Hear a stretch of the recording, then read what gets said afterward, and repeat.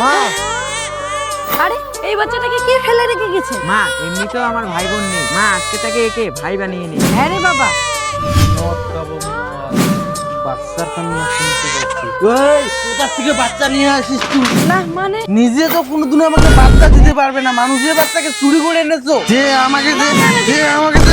এই বাড়ি থেকে আমি চলে যাব, তবু ওই ছোট বাচ্চাটাকে দিয়ে দাও আমাকে। তাহলে সেটাই হোক, বেরিয়ে যাও তুমি আমার বাড়ি থেকে, যা বেরিয়ে যা।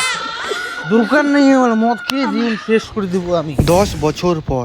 আজকে 10 বছর কেটে গেল, বুঝেছি নেশায় সবকিছু, কিন্তু তোমরা কোথায় চলে গেলে আমাকে ছেড়ে? আজকে এই জীবন আমি শেষ করে দেব। তোরা খুবই ফাজলামি করিস না বাবুরে, যা এই দুধটুকু তোর মামার বাড়িতে গিয়ে দিয়ে আয়। চল ভাই। দাদা দেখো তো ওখানে কে যেন পড়লো। আরে তাই তো। আরে মা, মা, বাবার কি অবস্থা হয়ে গেছে? মা আমি কিছুই বুঝতে পারছি না, এই লোকটার জন্য তুমি কেন কান্না করতেছো?